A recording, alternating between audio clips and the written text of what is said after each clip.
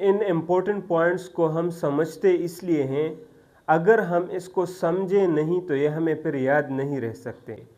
सबसे पहले living content है साइटोप्लाज्म के बारे में और न्यूक्लियस के बारे में।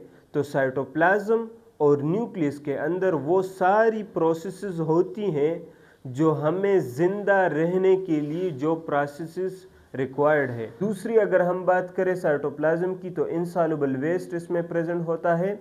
इनसॉल्युबल वेस्ट का क्या मतलब है कि जो वेस्ट है हमारे पास सेल में, तो वो इनसॉल्युबल फॉर्म में प्रेजेंट होता है, मतलब वो सोल्व नहीं हो सकता साइटोप्लाज्म के अंदर। तो अगर इसको हम समझे, तो अगर ये सॉल्युबल फॉर्म में प्रेजेंट हो साइटोप्लाज्म में, तो फिर वो सारा जो वेस्ट है वो साइटोप्लाज्म के अंदर सोल्व हो जाएगा और वो टॉक्सिसिटी देगा। जो सॉल्युबल वेस्ट है वो टॉक्सिक होता है, तो वो सारे साइटोप्लाज्म को टॉक्सिसिटी देगा। तो इस वजह से ये इनसॉल्युबल वेस्ट की फॉर्म में प्रेजेंट होता है, ताकि ये सॉल्व ना हो सके साइटोप्लाज्म में और इससे बाहर आसानी से जा सके और इसको टॉक्सिक ना कर सके। दूसरी बात स्टोरेज प्रोडक्ट्स है। स्टोरेज प्रोडक्ट्स का मतलब पहले ये है कि जो हमारे पास, अगर फॉर एग्जांपल ये एनिमल सेल है, तो इसके अंदर जो ग्लूकोज प्रेजेंट होगा वो ग्लाइकोजन के फॉर्म में होगा, स्टोर होगा। अगर हमारे पास एमाइनो एसिड्स इसमें प्रेजेंट होंगे तो वो प्रोटीन्स की फॉर्म में प्रेजेंट होंगे, स्टोर होंगे। और इस तरह हमारे पास अगर लिपिड्स होंगे तो ऑयल ड्रॉपलेट्स की फॉर्म में प्रेजेंट होंगे, स्टोर होंगे। तो इसकी वजह क्या है? इसकी वजह यह है कि हमारे पास ये सारे प्रोडक्ट्स अगर एक एक उसमें प्रेजेंट हो, for example glucose as a glucose present हो, तो वो वक्त के साथ साथ इस्तेमाल हो जाएगा और वो रिजर्व नहीं रह सकेगा। इसलिए ये ग्लाइकोजन के फॉर्म में प्रेजेंट होता है। और इस तरह जो दूसरी चीज़ें हैं वो भी अपने स्टोरेज प्रोडक्ट्स की फॉर्म में प्रेजेंट होती हैं। अगर हम सेल ऑर्गेनेलिस को देखें तो इसमें सारे सेल ऑर्गेनेलिस प्रेजेंट है। इसके बाद हम देखें कि सॉल्युबल पार्ट हमारे पास कौन सा है, वो साइटोसोल है।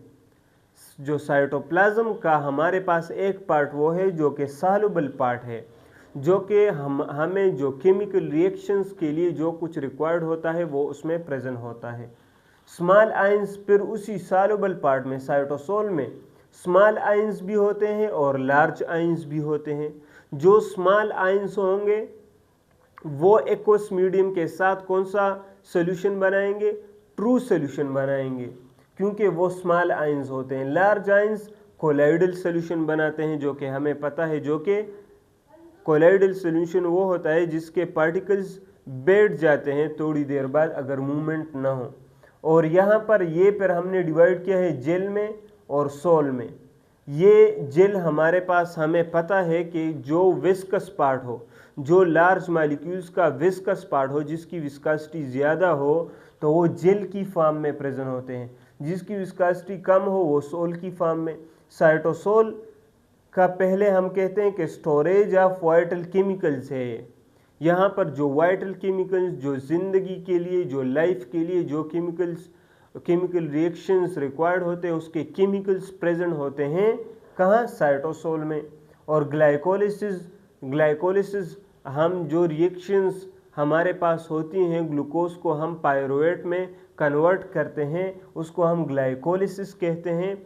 ग्लूकोज को हम एनर्जी फॉर्म में कन्वर्ट करते हैं। तो वो पायरुवेट में जिस रिएक्शन में कन्वर्ट होता है उसको हम ग्लाइकोलिसिस कहते हैं, और वो कहाँ पर होता है? साइटोसोल के अंदर। और यहाँ पर अगर हम देखें तो माइटोकॉन्ड्रिया मूव करता है साइटोप्लाज्म में।